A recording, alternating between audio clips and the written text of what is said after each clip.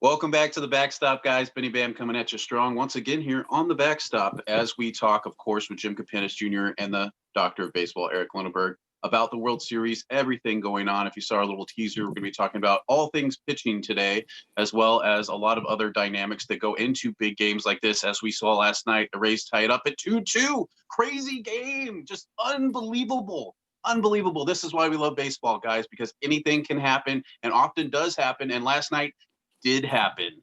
So Dodgers going back and forth with the Rays. It looks like the Dodgers are going to take the game. And then every half inning, these teams are going back and forth. I think it was 9 consecutive half innings, which set a World Series and I think playoff record for the most consecutive half innings scored by two different teams in a row without anybody until I think it was the 8th inning where there was not a score. And then, of course, that doesn't last long as these teams score again. And it ends up being a tough situation if you're a Dodgers fan. Throw in from center. Bellinger had been out back spasm, so he was DHing, obviously, because they are DHing this year. It's neutral site, so it didn't really matter, but they are DHing. So Bellinger still in the lineup as a hitter, as a DH, not out there in the outfield where he's got some great talent as well. So you end up with Chris Taylor out there, ball being a little bit misplayed there, and then I think he actually kicked the ball, and then he throws it into Muncy. Muncy does what Muncy does, throws it to Smith. Smith does what he does, and in the meantime, the Rays score twice. So that ends up leading to a walk-off. They were down 7-6 going into that happening, and they end up winning it 8-7 to tie up the series. I didn't really like the Rays running around guys at the end like they won the World Series. I'm like, guys, like I know it's a big momentum shift, but like you ain't won anything yet. You know, I mean, I know for them, they're overachieving even now, probably just from what their expectations may have been. I mean, everybody talks about winning the World Series, but, I got to tell you, at the end of that game, I was thinking if I was the Dodgers player sitting over there, I'd be like, oh, yeah. So why give them that momentum back or give them motivation to put on their clipboard to come back at you? But we'll see what happens today. My strong gut feeling before I get responses from you gentlemen is that this is how I think it'll go. If the Dodgers get a lead tonight that is multiple runs and the Rays come back again, I think it is going to really hurt the Dodgers' motivation moving forward. I think it is going to be like, oh no, like what can we do to beat these guys? No matter how many runs we get up, they will not go away. They won't go away.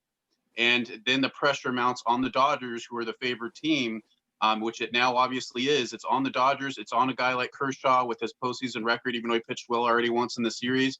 That pressure is on his shoulders now tonight to go out there and prove all these people wrong and say, hey, I'm the guy. We're going up 3-2, and then we're giving it to Walker Buehler to close you guys out, or whoever they want to pitch. If it's not Buehler in Game 6 and they're saving him for 7, but if you don't get to 7, it doesn't really matter. So we'll see how it plays out. But hopefully the underdog role that the Rays are playing right now, as it works well for them, the Dodgers recognize the position that they're in and understand that they cannot mess around. I mean, all the games they've won in this series have been when they get big leads and they get really good pitching performances for the most part across the board.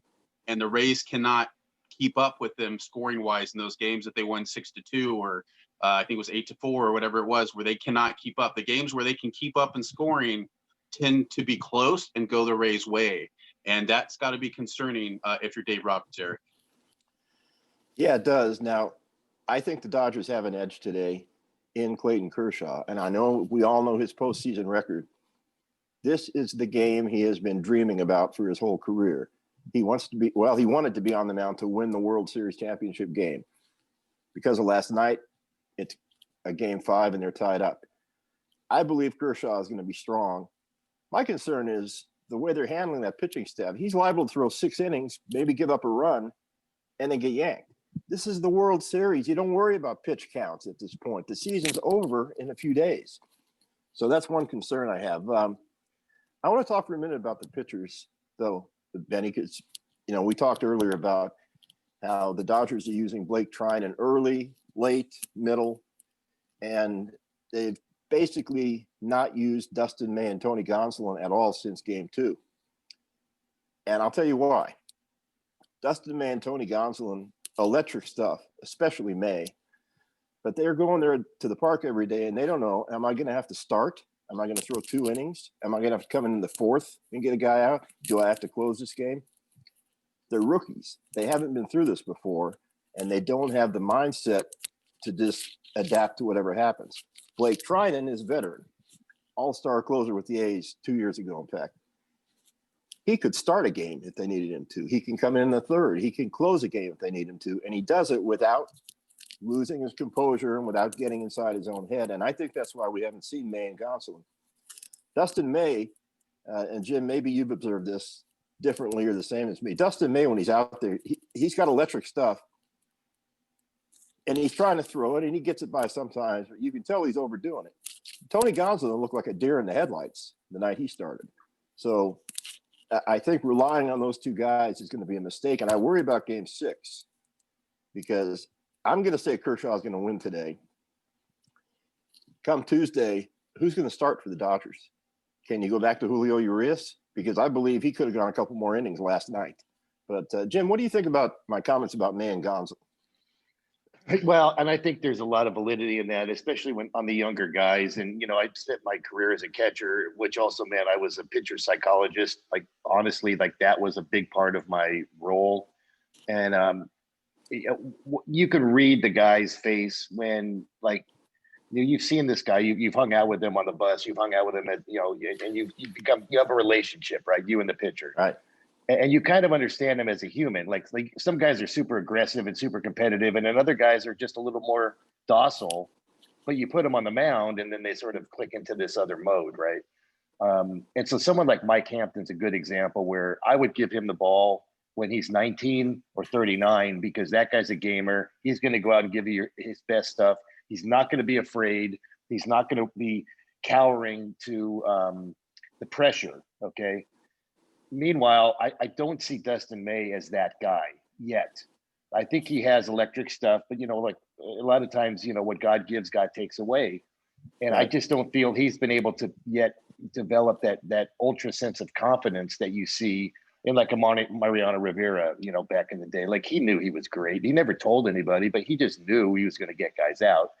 And, you know, to have a guy like that, the Yankees became a dynasty with him. For years. And that's ultimately the missing piece. We look, Jansen throws like basically the same pitch. He throws it harder or softer, and it's always the same. It's going to break, it's going to slide, it's going to cut.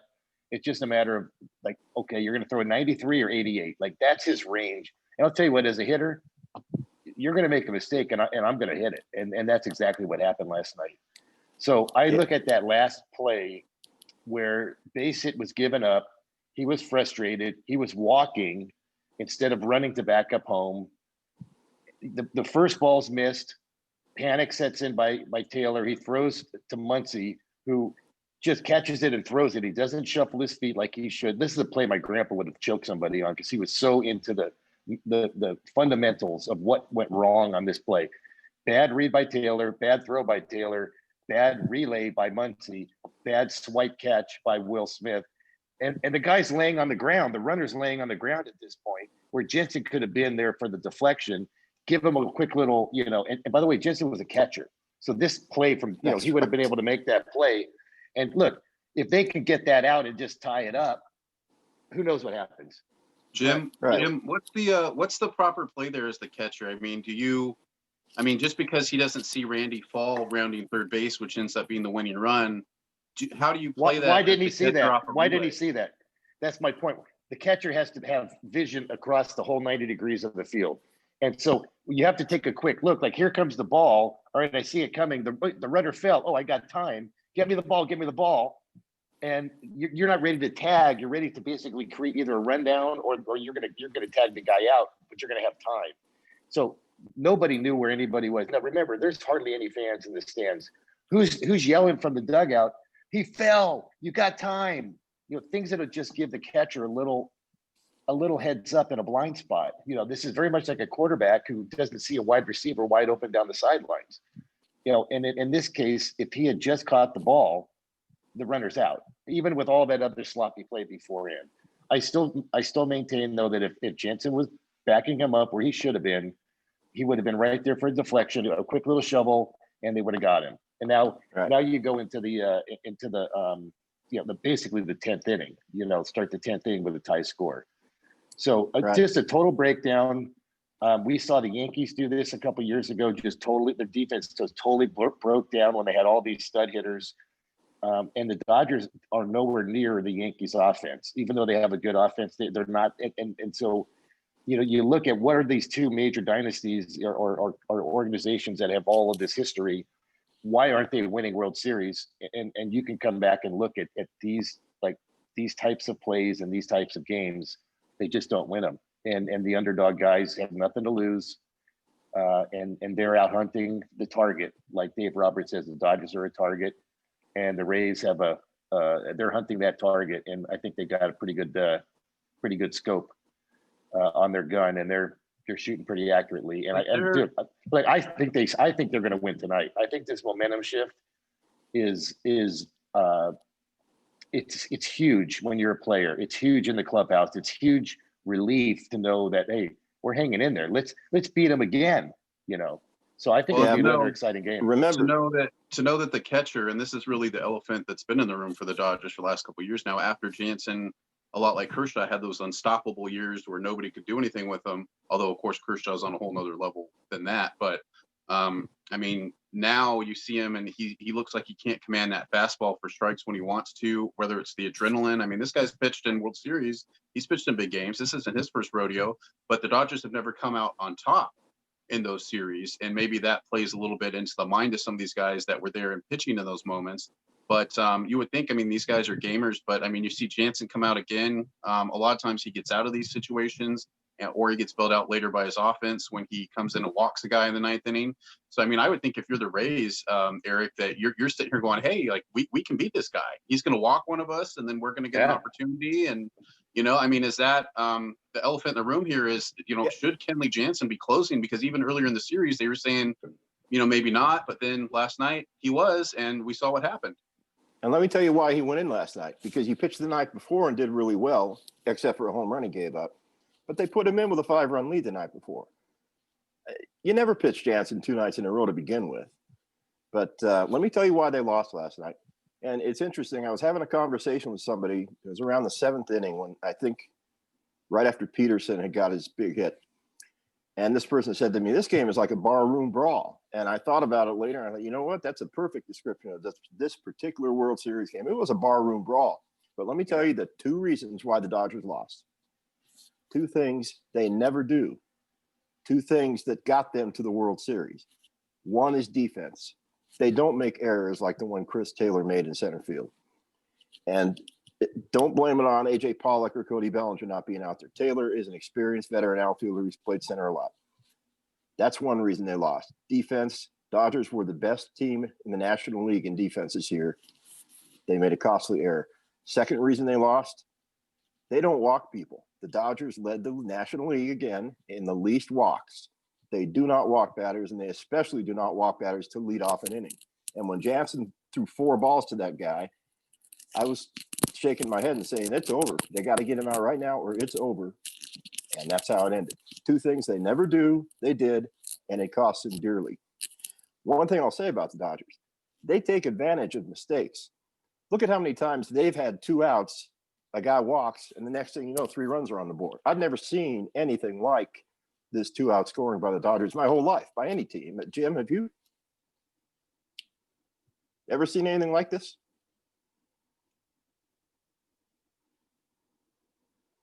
I don't know if Jim timed out, but I on my 0-2 Angels, we were really good with 2 outs as well. But that's the only time I can think of. But yeah, it's amazing to watch them when they get 2 outs, and you see it on the other side of the coin last night too, Eric, is that the Rays actually were not doing that with 2 outs a lot of times when they had guys on base in the same exact situation almost. One of the crazy things about this postseason is a lot of these teams that are playing each other will mirror what each other do inning after inning. And you really see who's executing better. And what's weird is it looked like the Dodgers were executing better up until that walk by Jansen. Like every time the Rays had something, the Dodgers would come right back and be like, nope, you're not getting this. Nope, we're going to tie it. Nope, we're going to take the lead again. Nope, we're not going to do that. But they were forgetting that the Rays were doing the same thing. So, but the Rays ultimately did it one more time. And then you just add in a game that close and competitive, you add in that one extra error or that one extra walk or both, and we had the outcome we did. Absolutely. And Benny, what were your thoughts when, let me see if I pronounce his name right, Arozarena, is that his last name? Did you think they should have walked him intentionally instead of screwing around and throwing You know, when pitches he at him came that up he to could the hit. plate, as hot as he's been, I was thinking about it. But the fact that he walked the first guy pretty much takes that off the table. You're not going to put the tying run at second base for no reason. You would hope not, no, but No, I'm just saying, like, like to put the tying run at second base with, what was it, 1 out or no outs, and I'm just sitting here going, well, how many opportunities are you going to give these guys? They have a lot of scrappy dudes on their team, and I remember because I was talking to you guys in our chat last night, and I was like, Phillips isn't a very good hitter, but you never know. You never know in a That's right. situation like this. They brought him in the 8th inning. He hadn't really done anything. And, that which is probably also why he was running around like he won the World Series at the end of that game, because he's never really been in that situation before. He didn't know what to do. He was just like, hey, we won the game. Like, awesome. But, it was funny because Cash, actually, the manager for the Rays, came out and said, we think Randy fell around third base because he's used to trotting around the bases. He's not used to actually having to run. So, we think that had something to do with it, which is funny because now he's right there with Seager as having the top home runs, in a playoff run, which is fantastic. He broke it. He broke it with the last one. He has 9 now. Yeah, but he has. I mean, the Dodgers should have won that game. There's no way they should have allowed all of those things to happen in one play like that, much less the walks and stuff. But even then, I mean, Jansen shouldn't have walked 2 dudes. But at the same time, like you got to think, like, how many things had to happen for that to fall perfectly into their lap, and that's what happened. And if I was the Rays, I'd feel even more like I'm playing with house money now. Like, hey, why not? Like, we're 2 wins away now. Anything can happen. We just have to figure out a way to beat Kershaw, because let's be honest, they're going to lose probably to Buehler again, unless he has a horrible game. The way that guy's throwing right now, they're going to lose to him. So they've got to win those 2 other games to have a shot, unless they get really lucky. So, I mean, the Dodgers they've got to tighten it up. Something you mentioned a few minutes ago, Benny, I think is a big factor for people who played the game. They know this. That celebration on the field by the Rays. If I'm a Dodger sitting in the dugout watching that, I'm offended as hell that they're doing that after winning the second game and evening the series. So look for a lot of heat to come out of the Dodgers tonight. The other thing is, Dodgers, if they score early, you give Kershaw 3 runs, I think you're going to beat the Rays tonight. But again, it comes back to how long is he going to let Kershaw go, and who is he going to bring in if it's a tight situation in the 9th?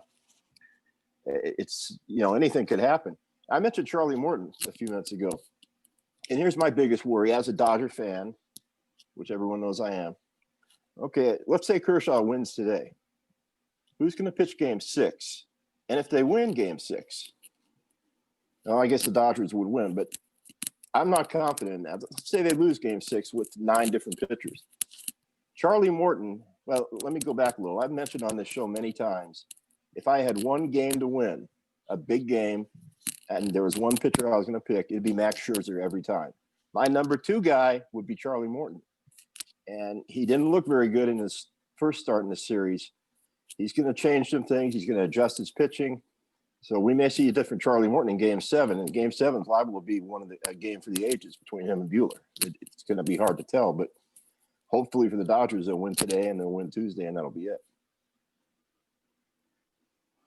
Definitely. Yeah, I think you have some good points, Eric. And I still am not of the belief that Kershaw is the same guy as he was. I think he's really lost a lot. And I think he's coming into like a point where he's learning how he needs to change. He's not going to rely on that high fastball anymore. Guys are going to hit it 93 from the left side, no movement, boom, right? And you start to see him pitching a little bit different. I don't think he's there yet. You know what I mean? Like we've seen, Jamie Moyer is an example we use all the time, right? The guy just admitted himself like 3 times. A lot of lefty pitchers, they get better when they get into their 30s. And Kershaw just hasn't made that switch yet. I think he's like in an in-between place. That's my concern, is that, if he doesn't get that curve over and that slider over, he's in trouble. He really doesn't have a great changeup, His game one start, he was starting to look a little shaky in the first, but then he got out of it and then he was okay. And it was like, now I'm out of this. Now I'm good. Like now I'm rolling. And, and I think that's what's got to happen a little bit tonight. But, with the scrappiest the Rays are, and now being able to also look at what he did against them in game 1 and having seen it a little bit more now, we'll see what happens. It should be interesting. I think it's really going to come down to the Rays pitching tonight more than anything. because if the Rays can hold the offense of the Dodgers at least, within a 5 or 6 run, instead of letting them get all the way up to 7 or 8 again, they could have a shot. But I don't know. It depends. Kershaw, he still can click, and like we saw in Game 1 when he starts to get on, but he still has those moments, and more so obviously now, where he's like actually just human now, and as opposed to where he never really did that, or once in a while before, where when it starts to go bad, it goes bad. And it's just like, once it goes bad, it's bad. And with Dave Roberts and the way that they are making these bullpen decisions, it makes me worry. I'm like, so if Kershaw can't make it out of the first or second inning tonight, or it's not looking good and you just want to take him out, are you going to bring in Trinan in like the second inning and just deal that card right now for 3 batters and then he's done? Like they've got to figure this out, or maybe they're going to wait and put in Gonsolin or May and then use the other guy to start the next game. But it's going to be interesting to see how this plays out tonight, because did you guys see yesterday how Cash put all his cash in, literally, because the Dodgers had scored a run and now they're up by 1. And it's like, okay, the Dodgers have the momentum. This is like in the 5th or 6th inning. They brought he in went to his Castillo, their closer, Diego Castillo, in the and that to inning. me was like, that's a Game 7 mentality, and that's why the Rays played Game 4 like it was Game 7, and they won because of that. They were hoping against hope that whoever came in after Castillo was just going to at least keep them, keep the damage to a minimum. But they pushed all their chips in the 6th inning, I think it was, with Castillo. And that to me spoke volumes. And that's something the Dodgers would never do. You would never see Jansen pitching in the 6th in order to stop some kind of a rally of some sort. That's just not in the Dodgers management arsenal. Right. But that's what the Rays have to do with their limited budget. Do you know that Morton, and I'll have to Google this, but he makes $15 million a year for 2 years. He has a 2-year deal this year and next year. And I got to believe the rest of the team's making $15 million. You know what I mean? Like it is such a small, low payroll. And then look at Jensen, and I think Kershaw is doing 31, 35 million this year or something like that. And that's probably more than their whole team makes. And if I'm on the Rays, I'm like, dude, let's kick this guy's ass. Like that's a motivator. Like this, you're telling me that this pitcher gets paid more than all of us combined? Let's go kick his ass. And to me, like that's part of what he has a target on his back from the other players because he's earned it. But that's definitely a negative if you're a Dodger fan, because you don't want those guys finding any reason to be hungry or more hungry than they already are. I'm glad you brought up the salaries for a minute, Jim, because one of our listeners took me to task seriously, saying that the Dodgers don't deserve to be there because they bought their team. And I said, name me 3 free agents on the Dodgers. Name them. Well, I'll name you 3 free agents. AJ Pollock, okay. They spent some money on him, not a lot. Blake Trinan, they got for a minimum, like $1 million for 1 year. He's a free agent. Justin Turner was released by the Mets and signed as a free agent for the minimum. And there's one other player I'm thinking of. Kike Hernandez came over. He came over and traded from Miami. Oh, Max Muncy, released by Oakland, signed for the minimum. Mookie Betts was obtained in a trade. He's not a free agent. This guy tried to argue that with me. But Dodgers do have a huge payroll. If you think of Kershaw, Jansen, Betts, just those 3, they make over $100 million. All right. So I see your point, Jim, about how the Rays would be looking at it that way. And this is their time to shine. These guys who are making that $800,000, which, hey, let's face it, in real life, that's a great income, right? But in the scope of baseball, in the scale of baseball, if you've been in the game for 5-6 years and you're still making, under 2 or 3 million, I mean, that's like low. I mean, that's being underpaid. Right. Now their analytics are as such where the Rays are really good at basically finding that bargain. Like they're shopping in the Walmart clearance section and finding gold somewhere inside of there. You know what I mean? And they do it, and they're like the Oakland A's of the National League East. You know what I mean? I think they very much follow the Billy Beane playbook because they have to. They have to. They have no other choice. And it's also strange that it's funny. I guess you could say that the players aren't the kind of players who have to feed off of a big audience. I heard one of them do an interview. It's like, well, when fans could go to the games and let's say the Yankees came to town, there was 4 out of 5 fans were Yankee fans at their home games at, in Yeah. Tampa. So, they've been able to be the underdog just by virtue of the city, the team, and quietly built this freaking, monster team that has a lot of really strong pieces and not very many weaknesses, Right. They always Uh, compete. And that leads me to a question from one of our listeners, Danny D in Las Vegas. Wants to know if we were surprised that the Rays came battling back and the way they did and won that game. And Danny, let me put it this way. No lead is safe. No lead is safe. The Dodgers scored 11 runs in one inning against the Braves in the previous series. No lead is safe. These are major league players. This is the World Series. I was not surprised a bit that Tampa battled back the way they did. Kept battling back inning after inning.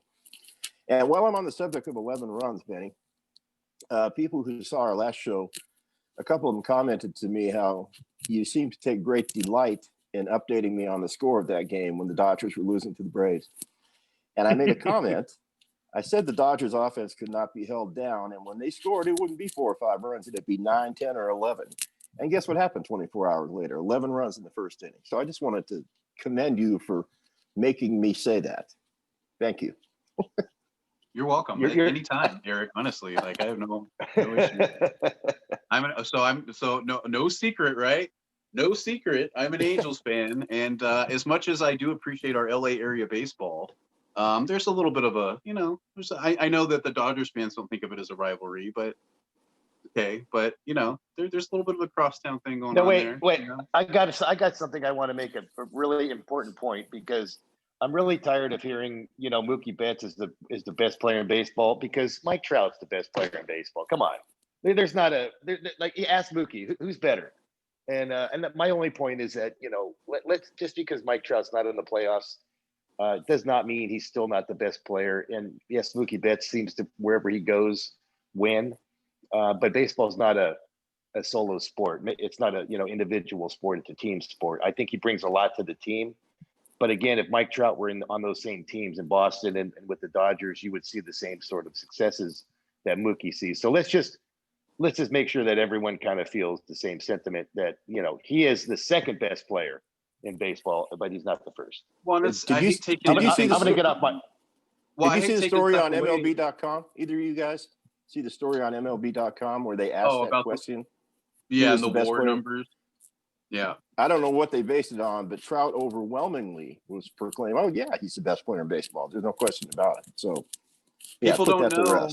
People that say this stuff, so a lot of East Coast people obviously saw Mookie play on the biggest stage with Boston for, a few years, won some chips and stuff, and now they're seeing him on the West Coast. So he's got the notoriety that Mike Trout doesn't really have from not being in the postseason. But those of us who watch him all the time, I mean, it's really not that much of a.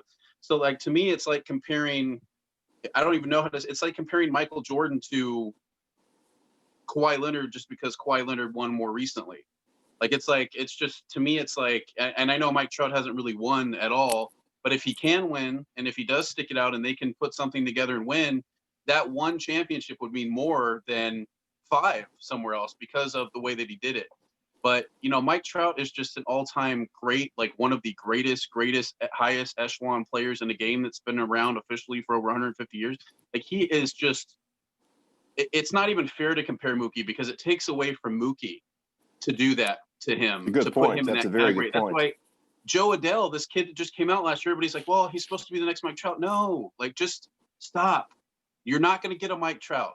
You're not going to get that. Like, it's not going to happen. And if it did happen, thank your lucky stars, right? And even that takes a confluence of random events. It took us getting rid of Mark Teixeira for a compensation pick to get the compensation pick from the Yankees to get Mike Trout.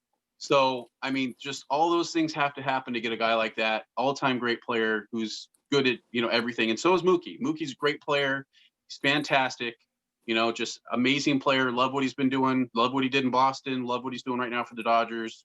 He's great in his own right. We don't have to play this game. I don't, it's just not, it'll never be fair to compare any player playing right now to Mike Trout. And you could, baseball and people that try to do, I heard this argument like 7 times yesterday. So this is why I'm saying it too, that just going off yours, Jim, I wasn't going to bring it up because I was like, honestly, like, to me, that's not even a debate, but people that think that, so baseball is a much different game. Jim, you played with Ken Griffey Jr., one of the greatest players of all time, who a lot of people see similarities in Trout. I mean, they play a little differently, but like Junior couldn't do it all himself in Seattle either. I mean, he ultimately didn't really do it anywhere in his career because he just never got on a good team. He wanted to go back home to Cincinnati, and they've never really, since the Big Red Machine, haven't really been able to put it back together again. So, I mean, didn't get it done with the White Sox, didn't get it done, you know, when he went to these other clubs. So, I mean, you know, one player in baseball is one of 25 or now 28 guys or whatever. You can have a great series, and we see this. If you doubt any of this, watch an Angels game. Okay, watch it. You're going to see Mike Trout hit 2 home runs that tie the game or give the Angels the lead, and you're going to see their pitchers give up 4. Like, what is the guy going to do? What's he going to do? Mookie Betts, his pitchers are not going to allow 4 home runs to the other team, and he's going to hit one of those and have a triple, and they're going to win the game, right? Like, they're both doing their part, right? Like, so I don't know what to say to people that think this kind of stuff. I really don't. I don't know. I can tell you that contrary to what you might think, I do like the Angels. I love going to Anaheim Stadium, the Big A. Jim and I have gone there a few times, and always when I'm there to see Mike Trout. Yeah, I want to see the rest of the game too, but you know, when he's coming up to bat, I'm not getting out of my seat. And usually when he's in the field, I'm watching him rather than the pitcher and catcher because he makes incredible plays. But you know, he talks to you too. He'll talk to you if you're in the outfield. Like if you're near the outfield and you're talking to him, he'll talk to you. I've heard that before. Having fun. Let me switch gears back to the World Series and another young, great player, Cody Bellinger. Now, we know that he hurt his shoulder celebrating a home run in the previous series or whenever that happened. Still went ahead and played. Then he had back spasms last night, so instead of playing center field, he was a DH. I think he's injured more seriously than he's letting on, and I think he should be taken out of the lineup. I don't know who I would put in there to be the DH. I know I'd go with Pollock in center field, but let me bring up a name that Jim and I have argued about for years, and I'm talking about Jock Peterson. Oh, Jock Peterson, okay. Jock Peterson. What is it, Jim, about this guy that he's a decent player during the season, although this year he had a horrible year. When it comes to the postseason, he is superhuman. What is it that changes mentally? Why did Reggie Jackson do the same thing? Like, why do certain guys, Ricky Henderson behind your left shoulder, you know, why do certain guys just step up to the moment, you know? And you see this in pitchers too. You see Randy Johnson stepping up, Kurt Schilling stepping up, you know, Clemens back in the day would step up. I mean, but the guys you're mentioning are Hall of Famers. Jock Peterson will never be in the Hall of Fame. No, but there's a lot of guys of his sort of caliber of level of player who, for whatever reason, is Randy Rosarena going to be a Hall of Famer? He's stepping up right now. Is your hairstylist Corey Seager's hairstylist too? Because that guy today it is. Yes, because that guy is going off this postseason. First ballot. Well, Corey Seager tied Rosarena, and along with like 4 other guys for the most home runs in a single postseason with 8. And then last night, Rosarena hit 9, his 9th. Right. So this is going to be a battle right now with Seager. You know, there's still a few more games left. You know, one of these guys could walk away with this all-time record. Rosarena currently has it, but you know, that's the kind of player who, you know, needed to step up. I think he was getting a lot of doubters, Seager, whether or not he sort of fit in with that caliber of a team. And I think it's proven to me that he does. And again, Jock Peterson, I like his swing 10 times better today than I did when I was hardcore ragging him a few years ago. I think to his credit, he's learned how to be a better hitter, not just a slugger. He's learned that he's got enough pop to go the other way. And these are valuable lessons that the Dodgers are affording him while he's in the majors. In the old days, you'd still be in AAA while you're figuring out your stuff. And they're giving him this opportunity on the field. So I think or in the big leagues, I think that's also part of his makeup. I think people really like him. I think he's a very positive individual.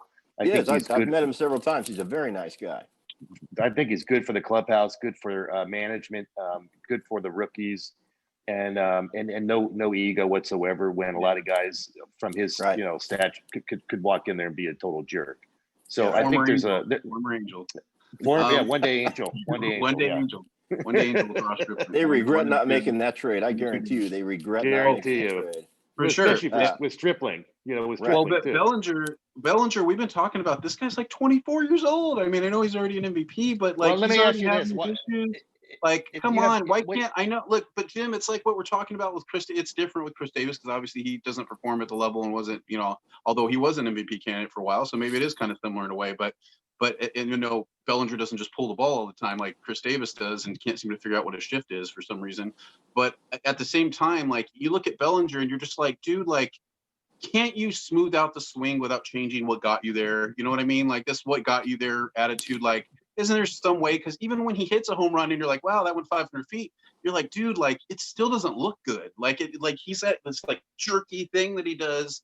And I'm just like that cannot be good for you. Like over the long term, like you've gotten away with it, but how many years can you do that? the thing is what is a back spasm, right? Like let's discuss this for a moment, okay? So Kershaw, really extends when he throws, and that could lend itself to back spasms because you're really stretching muscles out, and the lower back also gets a real burden as a pitcher. But with Bellinger, the way he swings, he's like a contortionist, and you watch how much torque he puts on his back. How can you hit but not play defense? Like that was a puzzling one. They showed him sprinting to first and then gingerly walking back to the dugout when he was out. I don't know if you guys saw that. I saw that. That's a lower back issue, right? So that's what caused me to say a few minutes ago, I think he should sit tonight. I think there's something worse going on. I do too. And then they'll have a day off after this game, correct? Before the last. So I would say, yeah, give him a seat tonight, and then give him the next day off, and then he should, and then see if he's ready for Game 6. And Benny, it bothers me when you compare Cody Bellinger to Chris Davis. I've never been a Chris Davis fan, number one. I did respect his couple of good years he had, but they're totally different types of players. If you look at the base running play that Bellinger made last night that got the Dodgers an extra run, he realized that the second run was trying to score, so he got himself in a rundown and took enough time. Chris Davis would never do something like that. And I just, personal reasons, let me give a shout out to Hamilton High School in Chandler, Arizona, class of 2014, and that's where Cody Bellinger graduated from. So maybe I am a little biased towards him, but he could, if his injury's bad enough, guys, he could sit out the rest of the series. The way he's been hitting, I don't think it would affect the team, although he's hit a couple big home runs in the postseason. You got to admit that. But I got to believe his injury is worse than he's letting on. I really do. He needs a rally haircut too. That mop of his is not a good look. I'm sorry. Do you put Chris Taylor? Headband. Do you put Chris Taylor in center field tonight, or do you because that kind of stuff, even though he's a solid center fielder, that kind of stuff can get into your head. Like if another ball gets hit to him in a clutch situation tonight, maybe he's going, "Oh my God, like this happened last night." No, I go AJ Pollock in center. AJ Pollock played center for years everywhere else he's been. And the only reason he didn't play center for the Dodgers after he signed is because Cody Bellinger was there and had one Gold Glove. So I'd go with Pollock there. Glasnow's starting tonight. He's left-hander, right? So they're going to be going with their right-handed lineup. That means Hernandez will be in there. Enrique Hernandez, another guy who continually comes up with clutch hits in the postseason. I don't know how he does it. And I'm going to be sad because after this World Series, I don't know if people realize it, 3 Dodgers are going to be free agents. Kike Hernandez, Jock Peterson, and Justin Turner. Who do you sign out of those 3? Justin Turner is going to be 37 years old next year. Jim, of those 3 guys, if you could only keep 2, which would you keep? Well, again, Kike has all this, I would call like versatility. He's clutch. He's batting 9th and he still can hit. I mean, that's right. He's just a great player. Clearly, and I follow him on social media. He's funny as hell. I know that translates in the clubhouse. He's the guy who wears Halloween costumes and to the park. He's a funny guy. Yes, he is. And I think he also rallies the Latin guys up. So I would say I would keep him for sure. My heart would say keep Turner. But at 37, last night he made a great play on defense. So if I were to sign Turner, it'd probably be a one year with a 1-year option, club option. And I don't think even kind of offer Jock anything. I wouldn't even, I don't know if they're obligated to give him a qualifying offer or not. I think that you just let the free market the free market show you his value before you offer him a preemptive, contract. I don't think in this climate today, he's gonna get much, or anybody's gonna want much for him. Not after this and season, that's for sure. That's going to put him in a tough spot. So why would the Dodgers step up and make a move when they don't need to? They could probably steal him. Very similar to a mistake. It's like don't make the mistake that mistake is made. You know what I'm saying? Like, right. Take whatever the Dodgers would offer you. If they offer you $2 million, take it. You know, and load it up with incentives. Because this is going to be an odd offseason for these free agents. Yeah. Now talking about Turner, he is going to be 37. He is making some great plays in the field. Led off the last 2 games with home runs. He's the soul of that clubhouse, really. Do you let a veteran like that go? Or I'm thinking, they haven't announced it yet, but I'm thinking the DH is going to be regular in the National League starting next season. If that's the case, I would keep Turner, have him in the DH spot more, keep him there as a veteran in the clubhouse, a leader, a clutch hitter. I would keep him. I hate to see Jock go, but he might go somewhere like the Angels and play every day and turn into this tremendous player that he certainly has the potential to be. So, and I'd keep Kike Hernandez under any circumstances. Hernandez, I definitely think that they should keep, but part of me hopes that they don't, because I'd rather have him. And we need a shortstop, so we can move Fletch over and you can play second or wherever you want to play Kike. Anyway, we got Rendon over there. You're going to be good. No, but on the serious, but I think that Jock, when I look at you look at the landscape and the teams that really need outfielders, if you look at a team like Cleveland, if you slide Jock into that lineup, he'd be great, I think, for them. I think if you look at a team like St. Louis, that was another big bat, maybe away. They've got Fowler and get a couple of these guys out there or whatever, but they don't really have the power out there as much, even though they have some young guys that are kind of emerging. I think a team like St. Louis would be really cool for him to go to, and then he could compete against the Dodgers, which is probably not something they really want to see, but it's going to happen if you let him go. Why would you keep him? You have Mookie Betts and Bellinger tied up of $80 million a year out there in the outfield, and you've got a bunch of these other guys that can play left. So I mean, why not? Why not? They've even got enough versatility to where they don't even. If they wanted to, they could play Bellinger most of the year at DH and split it, or whatever. I wouldn't do that with Mookie because he's such a good outfielder. But I mean, they could do a lot of things. They've got so much versatility. I definitely think Turner, regardless of what happens in this series, I think Turner, has earned his stripes to be able to. And plus, his salary is not going to be so much that it's going to kill them or anything, unless for some reason they are strapped for cash. If they wanted to do something else. But even then, that move would have to outweigh the leadership and stuff. And as you saw with the Angels this year, I was saying it for years leading up to this, right? When you let go of a guy that's been your heart and soul and defines what your team is, that has an effect outside of just the numbers on the team and what that guy contributes. And of course, that guy for us was Cole Calhoun. And I would be really mad if they went out and signed Jock Peterson for a lot of money. Number one, don't freaking spend your money on an outfielder. Spend it on pitching. Don't do it. Don't do it. Okay? Don't do it. I don't want to hear Angels saying, we can do both. We don't need to do both. We don't need to do that.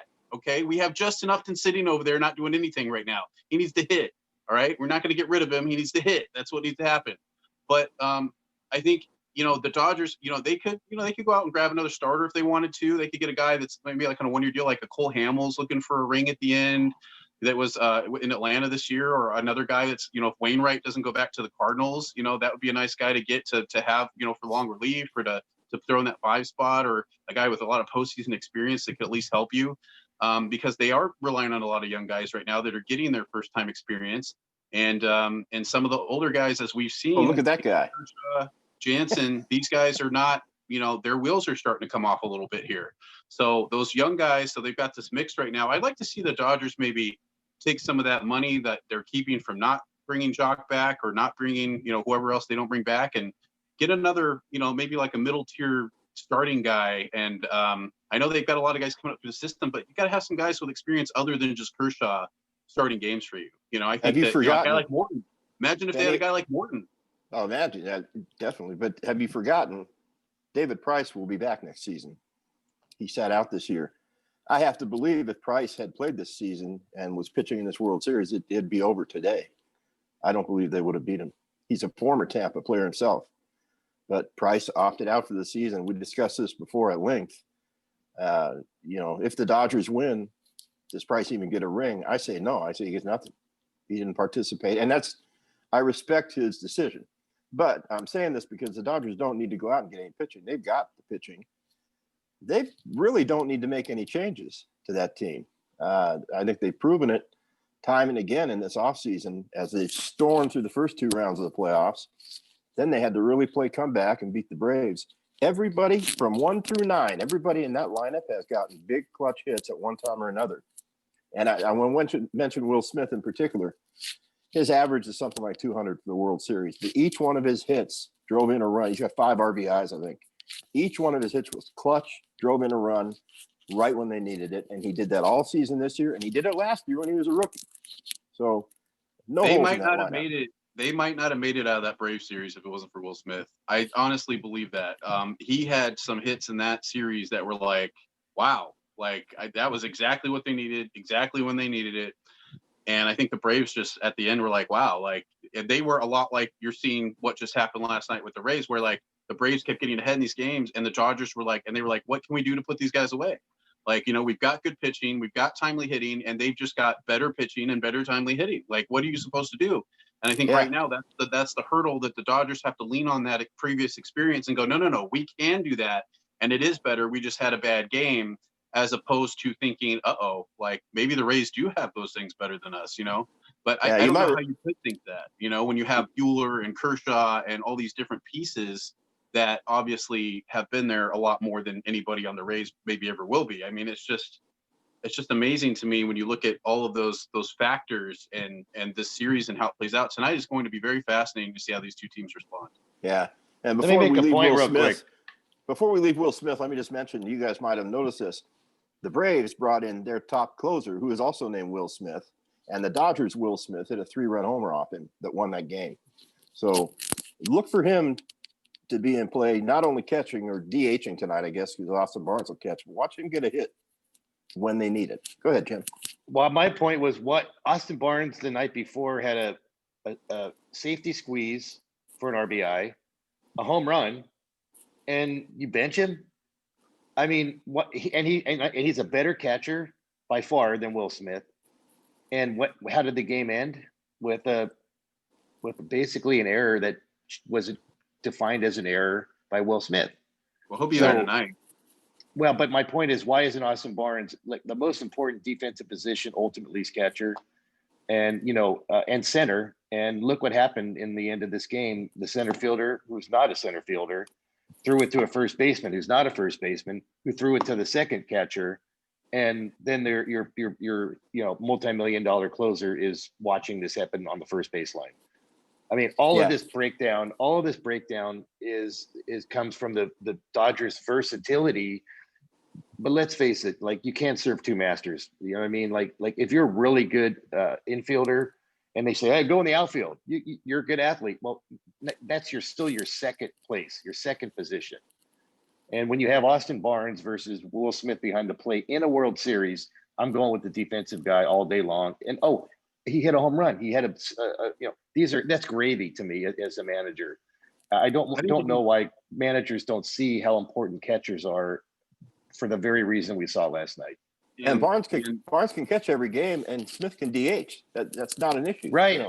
Right. Or if you want to have someone come in to pinch hit for Barnes and like a lefty coming in, then you have Will Smith to put in on defense. That's right. Again, he's average, but he's not as good as Barnes.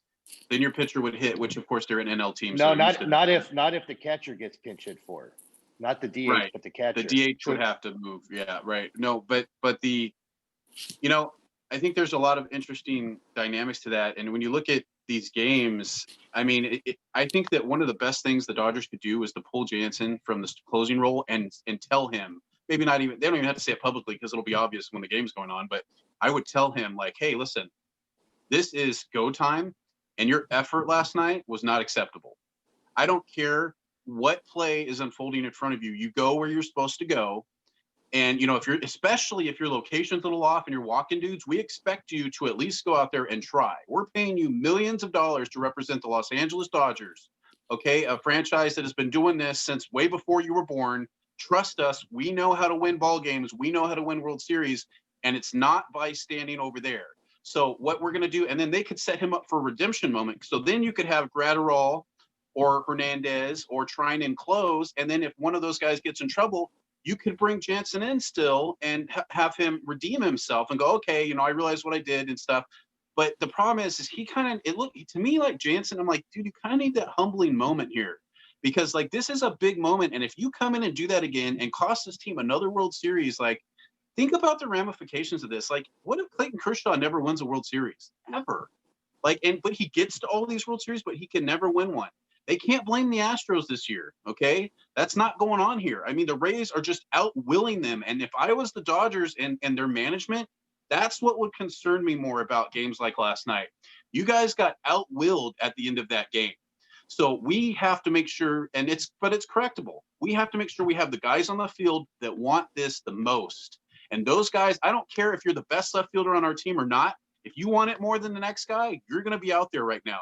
Because the guys that want it the most are going to give you the most effort. You're going to get the most return on your investment because that's what the Dodgers do. And I wouldn't be surprised, Eric, if David Price did get a World Series ring if they won it, because quite frankly, they've been known for giving people World Series rings that are under contract, even when they're not playing, because they're a classy organization. David Price is already a world champion. I'm sure Mookie Betts would probably, be all about that because he won one with him too. And honestly, like I think that all of these things point to the Dodgers need to look at this and say, we have a formula that's worked, but sometimes you go, we don't want to change a formula that's worked. But when it stops working, when you're going back and forth in a series like this, you're getting blow after blow from team after team. Sometimes you have to change in order to get to the next step. And this is one of those times where they need to put Jansen's ass over there in the seat and say, listen, like you may still come in the game. You may still get used even to close. You never know. But that's not our plan. And we want to see how you respond to this. Right. Yeah, and I agree with you 100% on everything you said. You mentioned earlier who's on the wall behind me, Ricky Henderson, one of my favorite all-time players. Loved having conversations with that guy when I was announcing when he was with the Mariners. Jim, you've talked to Ricky. I think there's nothing like it in the world. Anyway, Wow. I have that up there for a reason. Mookie Betts, while having a decent World Series, fantastic defensive World Series, and when he gets on base, he steals bases and he makes things happen. He definitely is a leader, but he is not hitting in the clutch in this series like that guy did in every World Series he played. Mookie needs to be a little more like Ricky. And if that happens, and it might happen tonight, I could see Betts leading off this game with a home run tonight, like he did in the game against Atlanta. He has got to get big hits when the runners are on base. He's doing everything else right, but he's not hitting the way he needs to. The way he hit in the 2018 World Series against the Dodgers, he needs to hit like that. Yeah, and that's a, as we talked about earlier, having all of those tools, that one little missing component is kind of a game changer when he's on, like he was with Boston in those couple of games, and Ricky, when he was, doing his thing. That's just another layer that you can't beat. That's just you can't beat that guy because he's going to beat you with his legs, with his arm, with his glove, or with his bat. And I do think Mookie has some kind of distinction for, like, I think it was a home run and 2 stolen bases and so X amount of postseason games. I think he broke some kind of record for that. He tied, as a matter of fact. Ty Cobb? Close. Rick Rhoden. He tied Babe Ruth in 1921. Babe Ruth hit a home run and stole 2 bases in a World Series game. No one had done it since until 99 years later, and Mookie does it. And that shows you the type of player he is. He needs to explode in the rest of this World Series, or, we'll have more games like last time, more barroom brawls. basically. Jim, do you think that that's where the term hot dogging it came from? Is when he stole those two right there? No, probably maybe not. Okay. No, I think Chick Hearn is look at that hot dog. Where's the mustard? Look at that hot dog, or one of those lines. that Chick Hearn Refrigerator, used to- yo-yoing up and down. Yeah, oh yeah. Love Chick Hearn, baby. Chick Hearn statue outside Staples, folks. You can go see it safely with your mask and social distancing, of course. Nobody, they didn't rip that one down either. Thank you, Mob, for not ripping that one down. Appreciate No, that. Chick Hearn, no way. Right. Let me go to Everybody another- knows that. Let me go to another question from a listener. It's really a statement and a question. I'm hoping we can, I don't have a computer in front of me, but maybe Benny, you can check this while we're on the air. Sure. Jeff Hamilton in Tahunga, California, our very faithful listener. Favorite guy, one of my favorite guys in the world. Hi, Jeff. Jeff says, is this the first time since the wild card era began that the two best teams in Major League Baseball got to the World Series to play each other? And I'm thinking it might be. I don't remember this happening since the wild card started. There have been wild card teams that won the World Series. I mean, you know, it's this commotion. But this year, the two best teams have gone all the way to the World Series, which is the way it's supposed to be. But I don't know that that's happened in this era. So Jeff had that question, and hopefully Jeff will get the answer for you. I also have a trivia question. This is from Devin in Phoenix, Arizona. I don't know whether Devin is a guy or a gal. And here's her question. First, it's a statement. A Tampa Rays pitcher won the 2008 All-Star game. Tampa Rays pitcher. Who was it? What pitcher from Tampa was the winning pitcher in the 2008 All-Star game? Without us looking it up. Right. Morton. David. Not Morton. Not Price.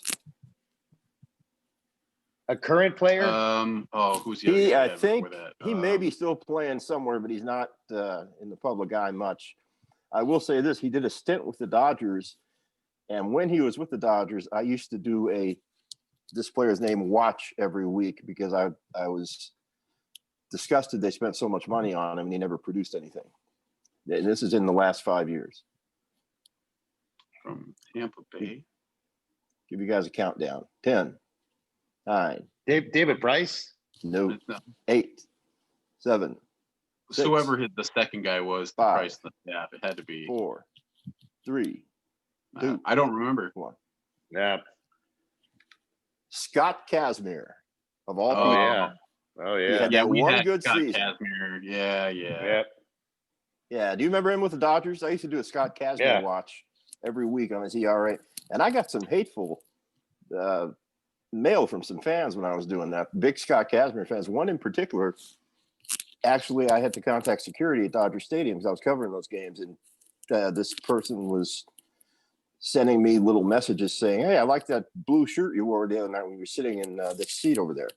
It was very scary, Jim, to tell you the Yeah. truth. But Jeez. anyway, that's Scott. It's probably his KAZMIR had cousin. One great year. It's his cousin or his wife. Yeah. Right. So the last time so just to answer that question just one seeds in general getting to the World Series, we'll just do since like 95 probably. Okay. So 95, the 1 seed Indians got there. They didn't play a 1 seed though. The Yankees got there in 98. They were that's when they won 114 games, which is like mind-boggling to think about. But they did play a 1 seed. The 99 Braves won 103 games and were the 1 seed and got to the World Series, but they didn't play one. The 2003 Yankees, the 2004 Cardinals, okay, the 2007 Red Sox were the number 1 seed. And then you had the 2009 Yankees. That was the last World Series I believe they won, the only one with A-Rod. 2013 was the only other year since 95 at least that 2 1 seeds went, which was the Red Sox and Cardinals. Okay, And then so you had the Cubs in 2016 were also a 1 seed, but they didn't play one. So the last one was 2013. So it's only happened 3 times. This is the 3rd time since the dawn of the wild card era. I find that interesting, fascinating, and it bothers me. The whole wild card system has always bothered me. I understand why Major League Baseball does it. And if I was a Giants fan, like, hello, Zach. Hello, Eric C. Gray. Hello, Pamela Mike. If I was one of those fans, I'd be loving the wild card. Hey, yeah, greatest thing that ever happened in baseball. But it's an even Love the year. wild It's an card. even year too. That's right. That's right. And I feared the Giants this year. I really did. They almost squeaked into that bottom seed to play the Dodgers, I believe they would have beat the Dodgers in that 2 out of 3 series. I really do. So I think if 24 teams get in, I think we got a shot. We're right there. We're gonna figure this out. We're gonna get there. Well, it's going to be interesting to see what moves the Angels make in the offseason. I hope I hope they go all out. I mean, Artie's got the money. Let's not dispute that. Artie's got the money to buy whatever player he wants. Does the player want to go to Anaheim? Is the question. Do they have a GM? Do they even have a GM? They better get one quick. But it's a great area to play. The fans in Anaheim are fantastic fans. I've gone to many games there. It's a place you can take your family and not worry about them walking around. And I hate to say it, but at Dodger Stadium, I have concerns about security even when I'm working there.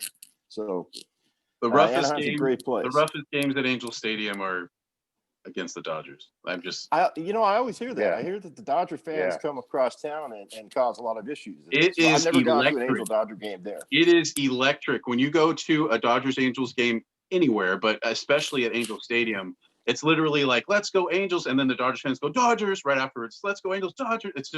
It's an amazing experience. Well, Jim, your whole life has been intertwined in these two clubs, so you probably know better than anybody. Well, but there was a point where like I always call it the Freeway Series was a preseason, exhibition thing. It was like the last 4 games of spring training, and there was no chance the Dodgers were going to play the Angels during the season. It was only going to be a World Series with these two teams. That's how life was before interleague play began, right? So it was not uncommon to have total sellouts at Anaheim Stadium and Dodger Stadium for this Freeway Series, and there was a ton of excitement. So now the interleague thing came on, and I really wasn't aware. I just still thought there was still a rivalry. So I took my son and a couple of his friends to a Dodger Angel game at Dodger Stadium, and I get there and I'm like, there's like 15,000 people there instead of 50, and I realized that the diminishment of that series, because now they're going to play each other, during the thing.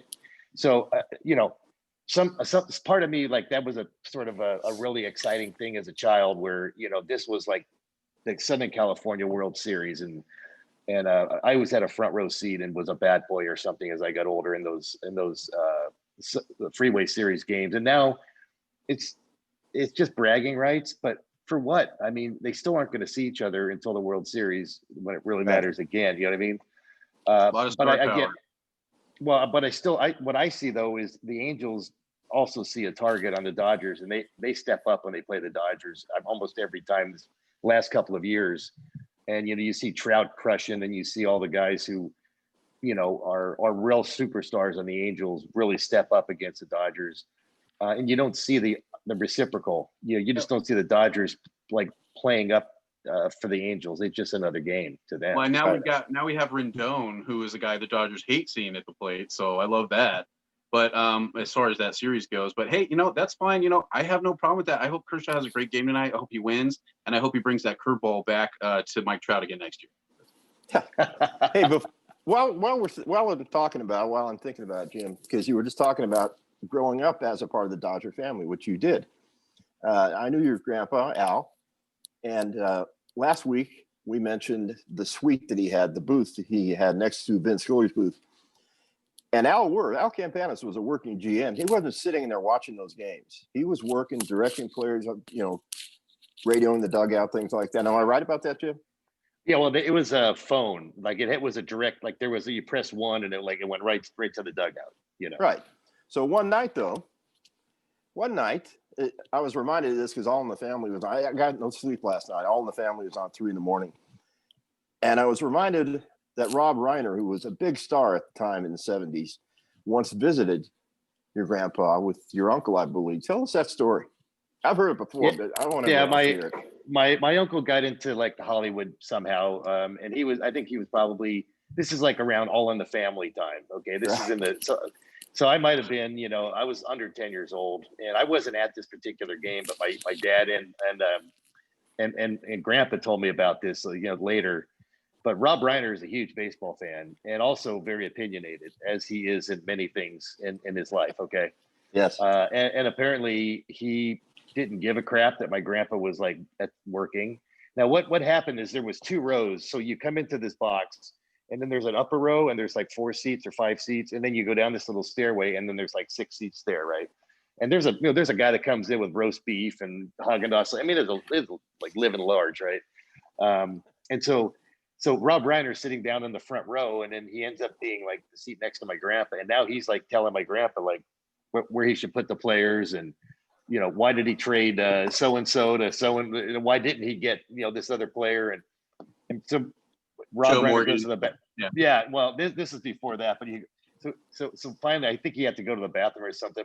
My grandpa like tells George, my uncle George, get this guy out of my box, or it's the last time you're coming to a Dodger game. Get this guy out of my box before I kill him. Well, Dad, he's a great star. He's a big. I don't care. I want to kick his ass. Get him out of my box right now. And so they had to sort of gently move Rob Reiner out of my grandpa's vicinity. So Does I didn't this realize bring he was back such a memories? baseball Does fan. this bring back memories for you guys? This is Angel Stadium in like 1975-ish, I think. yeah, open, oh, yeah. Remember the big A When the out big there? A Yeah. was when the big There A were was no actually rocks. in the outfield. Yeah. Yeah. And look I've at always loved that stadium. look at the dirt though, like in the outfield. I don't know if it's part of the picture, but Yeah. that field No, that it's field messed was up. not the best manicured field. And by the way, if you'll notice also, Benny, there's cross cuts in the grass. They would cross cut the grass, and that made the ball snake. So Ellis Valentine was an outfielder for the Angels back then. And I was out in right field just shagging balls, and a ball came, and he's like, "Watch out for the snake!" And I'm like, "Wait, what?" And then all of a sudden, the ball starts snaking on the grass once it gets low. And I'm like, "How do you catch this?" And he goes, "You have to play for the snake." Because and again, you would think like my high school field didn't snake, my college field, the ball didn't sort of do this. It was the way that they cut the grass. I think it looked good, but it didn't. These little nuances. The Dodgers. I don't know if you this, Eric. They changed the dirt in 1980 or 79 because the infielders were complaining that there was too many inconsistent hops. So the Dodgers spent like $50,000 just on infield dirt, and they spent the whole offseason putting in this new dirt, new mound, and it was a little bit darker clay than normal. And a lot of these things go on like without consideration. It's like oh ho hum, but it makes Right. all the difference in the world to the players. And again, ultimately, the home team gets an advantage. My grandpa used to tell me that they would cut the flatness of the third base line was tilted just a little when Maury Wills would lay a bunt down. You know what I mean? Or they make the grass a little thicker. Leave it a little thicker on the infield when they had speedsters in the lineup versus when they have guys that could hit a hard ground ball through the infield. So, home field advantage is just that. You cater the field to and the Dodgers did that very, very well. And the Angels did not back in those days, in my opinion. Well, and it was the same thing when the Dodgers would play in San Francisco during the Maury Wills era. They would water the infield and put extra water around first base. So if he was pushing off to go steal, he wouldn't get the same push. He wouldn't get the same run. Yeah, exactly. The good old days. The good old days. That's right. I think I could do this all day. I could do this all day. All day. I think we got about 10 minutes left on our Zoom allotment time. So, okay. Eric, do we have any more mailbags? No, but we do have predictions. I promised everyone we would make predictions on this. So, okay. I got A-Rod here with me. Let me listen to him first. Yeah. Okay. Yeah, I think you might be right. Okay. A-Rod says Dodgers in 7, but game 7 is going to be a battle. And I'm going to go with A-Rod. All right. I worry about Charlie Morton in that game. I really do, because he is a big game pitcher. But so is Walker Buehler. Look what he's done in the postseason. His numbers are incredible for a guy who's pitched in, I think, 15 postseason games. Never went less than 5 or 6 innings. Had 10 strikeouts the other night. He had 8 strikeouts in most of those games. So Walker Buehler is a big gamer too. He may only be 24 years old, but he's a big gamer too. That if it goes to game 7, then I agree with A-Rod. Game 6 is what worries me. Who's going to pitch for the Dodgers? What kind of chaos is going to ensue? I just still don't think that as good as the Rays played last night and as good as they played in the other game that they won, the Dodgers just have too many horses, and it's just a matter of if the horses come to race that day, they're going to win. It's just that simple. 28 guys on that team are head to head superior to the 28 guys on the other side. Right. And I just can't, why is the line in Vegas so opposite, so different? I mean, I think one of my friends is a guy that bets. He's like, you got to bet $1,000 to win like $150 or something. Yeah. It's like, what I mean? It's such a low. So obviously, any prediction is going to say the Dodgers, but baseball is like last night.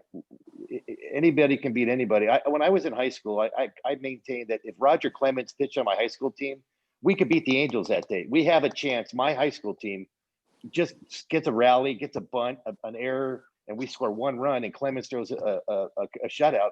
We just beat the Angels, my high school team, right? Because those kinds of performances, Yeah, Rod Carew. What? Like? Hey, I'm just telling you, if the Rocket was on, okay, and Rod hits a ground ball to me at short, I could throw him out, in high school. Yeah. Let me just real quick mention something that we've talked about. The Dodgers and their 2-out scoring. And again, I've never seen anything like it in my whole life, and I've seen thousands of baseball games. I've never seen anything like it. And I had questions from listeners we don't have time to get into about that whole thing. How are they doing this? They're major league players, and these Dodgers have a mindset that even if there's 2 outs, someone's going to get a walk or get hit by a pitch or bloop one in, and we're going to score some runs. When you're young, Jim, I don't know if you were this way in high school, but I was. 2 outs on our team, and I played on a very good team. If they got 2 outs on us, I was grabbing my glove and putting my hat on if I wasn't due up next, getting ready to go out. So I thought, oh, well, okay, we're done this inning. You have to change that mindset. And to get to the major leagues, you cannot have that mindset. Or maybe I'd have been there. But that is why the Dodgers are doing what they're doing. And they take advantage of every mistake the opponents make. That's why they're in the World Series. It's why I agree with A-Rod. They're going to win in 7. Benny? But the Rays do too. I mean, that's what's making this series so exciting. They just don't have the horses. That's all. In my opinion. That's it. Yeah. Yeah. I mean, in a way, it's kind of like the Lakers Heat series you just saw, where you have a team. Did you see that, Eric? I didn't see any of those. I didn't see any of those games. Lakers Heat. Sorry, Benny. But it's the same thing as far as like having the bigger stars, being the prohibitive favorite, right, facing a team who's really scrappy, who can get some games off of you. But the difference to me is that the Rays have a lot of confidence right now because they've won 2 games they probably shouldn't have won. And when you do that, it kind of changes the mindsets a little bit. And whether or not the Dodgers would ever admit it, which they probably wouldn't, there's a little bit of doubt in your mind now when you get in that same situation because you're like, damn, like these guys did this twice already, like in this series, like much less any other time. So, I mean, it's going to be interesting. I truly believe the winner of tonight's game wins it in 7. Just for the sake of, I didn't work for the Dodgers like, Eric, and I didn't have a whole family of history with the Dodgers like Jim. So I'll go Rays. I'll take the Rays in 7. Let's just do it. I think it'll be an amazing series. For them to do that, they'd have to win tonight. I fully believe that they would have to win tonight and beat Clayton Kershaw somehow. I don't know. I still think Buehler's going to win at least one more game for the Dodgers, but is it 7? Is it 6? I don't know. Buehler. Let's take the Rays. Let's play with the house money, Rays. Let's do it. Let's play with house money. And then I don't have to hear Dodgers fans for the next year. Okay? Thank you. Appreciate it. Let me point out one last thing. If you look at the offense of the 2 teams, the Rays scored 7 runs last night, but they did it on 10 hits or something. The Dodgers had 16 or 17 hits. Justin Turner and Corey Seager became the first duo in history to both get 4 hits, including a home run in the same World Series game. That could happen again tonight, the way those guys hit. So, and you see I'm wearing my Corey Seager haircut today. One last thing, Jim, because as recently as May or June of this last year, you were very critical of Corey Seager and telling me you didn't think he should stay with the Dodgers. What do you think now? Again, I see him as kind of like Machado, where he's young now and he can handle short, but I see him more of a third baseman as he gets bigger and older, like his big brother. That's my main criticism. Although I think he's holding his own as a shortstop now. But he's nowhere in the league of fielders like Simba and a couple of other, infielders that are shortstops that are in the game. But he can hit. I specifically remember you criticizing his hitting early in the season. And again, to me, he veered from what his successes were as a rookie. Someone put it in his ear to hit more home runs. He started pulling everything very much like Jock Peterson. But I do feel like he's now coming back, and he's hitting the ball all over the place. He's choking up. He's not taking that huge hack anymore. He's focusing on contact with 2 strikes. He's shortening his swing. These are all things that happen when players are developing and learning at the highest level and continuing to learn and realize that this is how I'm going to be able to stay in the game. I think now he has a very bright future, but I got to tell you, he will end up at first base. I think you almost can follow A-Rod's path with him, where it started at shortstop, moved to third, ended up being a DH first base, in his 30s, but he'll have a fine long career. I think, after he's proven the last couple of years, he can hit major league hitting consistently. One last thing I want to mention. You mentioned that he chokes up. For people who haven't noticed, he chokes up a couple inches on the bat. That's old school stuff right there. And there was one other player recently who choked up all the time. And Benny, I know you know who that was. You remember who that was? Played for the Giants. Oh, yeah. Barry Bonds. Mr. Bonds, that's right. Choked up all the time with a small bat and still hit more home runs than anybody in history. Usually when people talk about standing on the plate, they mean standing like up near the plate, but he literally was over the plate. He was literally over the plate, as you know, Jim, from catching behind this guy. It's just how do you what do you do to pitch him inside? There is no inside. There's only outside. There's no inside. Well, no, outside is down the middle to him. You know what I mean? Right. Like he made the outside corner basically down the middle. And so when I was catching a curve to him, so he would be he would be right here, and his hands are now his hands would be over the home plate, right down the middle, and I'm trying to call a pitch here. Meanwhile, the umpire's head's right here, so I'm trying to let him see and get inside that, and I'm at the same time this pitcher can't get it there, a major league pitcher, and he still can't put it in that perfect spot, and Bonds just hits it off the left center field wall. I mean, it's just okay, you won, and we didn't have any art. We have no arsenal to fight that. I mean, he was that good, and again, I will say the rest of my life that's the best batter I ever caught behind, because he had the advantage in a sport of failure than the pitcher who's the one position in baseball that is the position of success, more often than not. Very, Absolutely. very, very unique guy, very unique hitter. I do think Seager could end up, if they don't bring back Turner, Seager can move to third. That opens up Taylor and Hernandez playing more short. I mean, definitely. That's true. That's a very good option right there. And that's the Dodgers. Right. They have all kinds. They're set up. They're set up to win this because you have your horses, right? You've got Kershaw tonight, and then you might lose Snell maybe in game 6. You might lose to him, and then you get Buehler in game 7. So they should win, but they should have won last night. So we'll see what happens. Why do we even play the games? Why do we even play the games if we already know who's going to win? Why do we That's play? True. That's right. True. By the way, Jansen might start game 7. You never know what they're going to do. He could start. I'm going to predict now that Dustin May is probably going to start game 6. That's what I'm thinking. I could be totally wrong. The way the Dodgers pitching staff is going right now, you never know what's going to happen. Excuse me. But having said all that, what do you think, Jim? Well, and I think you're right. I think they might even use the Johnny Holstaff in game 6, because maybe throw May 3 and a couple another guy 3, and then get into the later inning bullpen, arrangement without Jansen. Maybe start him as the late game guy and not the closer guy, depending on the score. But as a hitter, I hated when we would come to the park and they're like, "Oh, Johnny Holstaff's pitching for the other team." For those of you that don't know what that means, it basically means they're throwing the whole bullpen at you, and so you might have 4 at bats that day, all against 4 different pitchers. You might have success against one and see him really big, and then the next guy comes up and you're like, "What's this guy throwing? I can't even visible," So I think that makes it tough on the hitters. Kershaw's got to go deep in this game tonight for a lot of reasons, and one of them is that they now have Tampa Bay has a lot of confidence against that Dodgers bullpen right now. And granted, the same is true on the other side, right? Where the Dodgers have been scoring against their bullpen. But at the same time, even though the Dodgers have been scoring against their bullpen, it feels more like their bullpen has kept them in check because you expect the Dodgers to do more. And it feels more like Tampa Bay is expected to do less and has been doing more than what's expected. So if those two things regress back to the mean a little bit, it should benefit the Dodgers. But the only way that's going to happen is if they can keep these guys relatively fresh, and they need Kershaw to go 5 to 7 innings again tonight. And, if he's pitching, if he's at 100 pitches in the middle of the fifth and he's pitching well, I mean, I don't know how you pull him. I just don't know how I don't know how they pull these guys. I don't either. This is the World Series. Do you want to win? Don't give me, this is what the stats say. Give me the answer to this question, Dave Roberts. Do you want to win? If you want to win, whoever is pitching well pitches.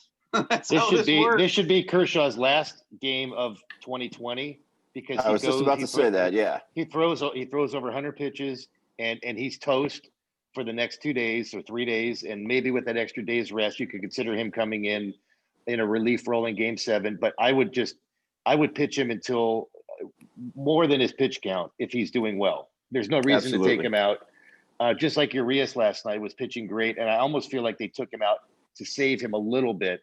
That was also a bad decision because they scored an additional run off the reliever that came in, and that ultimately, when you look at any run in a one-run game, that run, if you see for example, a managerial move that resulted in a run, you could come back and say, well, that run could have been responsible for this loss. That's right. If you hadn't have made it, they wouldn't have scored that run, and the game would have been tied even after that the backhoe play at the end. So there's a lot of things at stake here, and I think this is, in my opinion, let it ride. Right now, the Dodgers have to look at Kershaw as this is his Game 7. Get it done. Get it done, Dodgers. This is your year. It's not going to get easier after this. Get it done right now. Hey, I've gone on record as saying if they don't win it this year, they're not going to win it in my lifetime. I really believe that. Having said that, I really appreciate doing this with you guys. Look forward to it every week. I had a lot of mail from fans asking if we're ever going to go live, and that's something I guess we'll have to discuss because there's people that want to call in and want to see us live. For fans, you can reach me on Twitter at Dr. Baseball, at Eric Lenneberg. Follow us on Spotify. I know a lot of people are still listening on Spotify, and we are now on YouTube. So hit YouTube, watch us there, hit like and subscribe, and that way you'll get notified every time we're going to be on. Because as you notice, this is a little different. This is Sunday. This is not Tuesday or Wednesday. And that in the future may be how we do things. Different day depending on what's going on. So that's how you get a hold of me. That's how you follow us. Jim, take it away. Yeah, Born Into Baseball to check out my book. Facebook's my main sort of area to go. And I don't know if Eric, you saw my new camera skills. I invented a new way, I think, to get front angle shots in the batting cage because I did. I'm very impressed. Figured out a catcher doesn't get hit in the face because he's got a catcher's mask on.